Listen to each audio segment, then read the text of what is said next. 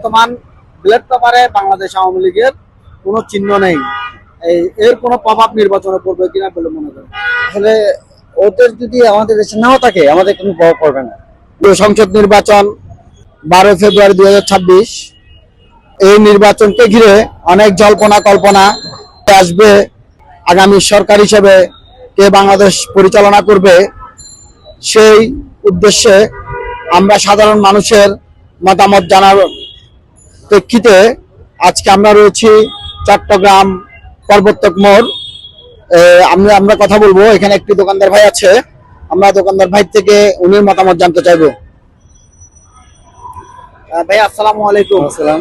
ভাই আপনার নামটা জানতে পারি? আমার হচ্ছে রানা ইসলাম। রানা ইসলাম। আপনি তো ইতিমধ্যে অবগত আছেন 12 ফেব্রুয়ারি এই তত্ত্বাবধায়ক সরকার ইউনিট সরকারের পক্ষে একটি ত্রয়োদশ জাতীয় সংসদ নির্বাচন অনুষ্ঠিত হবে। আপনি আপনার অনুভূতিটা কি? আসলে আমার অনুভূতি হচ্ছে আমাদের নির্বাচন আসছে, এখন আমাদের অনেকটা ভালো লাগতেছে। এখন আরো ভালো লাগবে যে আমাদের দেশের কাজ করবে, দেশের জন্য অনেক কাজ করবে, চাঁদাবাজি দেশ গড়বে, সন্ত্রাসমুক্ত দেশ করবে, দেশের জন্য উন্নয়ন করবে, গরিব মানুষদেরকে দেখে নেবে। আমরা তাকে আমরা চাচ্ছি। আমি এখন কোন দলীয় ভাবে আমি কোন দলীয় ভাবে নাই, আমি একজন সাধারণ পাবলিক জনতা। আমার কথা হচ্ছে যে আমাদের দেশে কাজ করবে, দেশকে আমাদের শান্তিতে রাখবে, আমরা তাকে আমরা চাই। বর্তমান এই 5 আগস্ট আমাদের এখানে একটি বিপ্লব গণঅভ্যুত্থান হয়েছে। সেই গণঅভ্যুত্থানের পর থেকে দেশের যে পরিস্থিতি, নির্বাচনের পর সেই পরিস্থিতি সমাধান হবে কিনা কি বলবো? আসলে আমার মনে হয় কিছুদিন সময় লাগবে, তারপরে আবার আমাদের দেশটা আবার ঘুরে দাঁড়াবে। আজকে অনেক প্রায় 5 আগস্টের পর থেকে আমাদের দেশে অনেকটাই খারাপ হয়ে গেছে। অনেক আপনাদের যেটা আমাদের ব্যবসা বাণিজ্য হচ্ছে একদম খারাপ।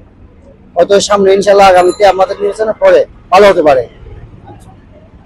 আপনি ইতিমধ্যে জানেন বাংলাদেশে 3টি দল সবচেয়ে ভালো ছিল। একটি হচ্ছে বাংলাদেশ আওয়ামী লীগ, বিএনপি এবং জামাত ইসলাম।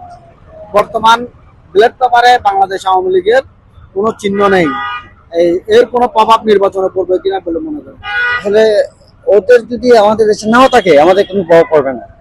ওরা আমাদের দেশের অনেকটা ক্ষতি করে গেছে। আমাদের দেশের অনেক সম্পত্তি, অনেক জায়গায় অনেক দুর্নীতি, অনেকটা চাঁদাবাজি অনেক হয়ে গেছে। ওরা দেশে থাক না থাক, তাতে আমাদের দেশে কোনো প্রভাব পড়বে না। গণভোট বলতে আপনি কিছু বুঝেন যে আমাদের নির্বাচনের দিন গণভোট হবে, এইগুলো তো আপনার মতামত কি?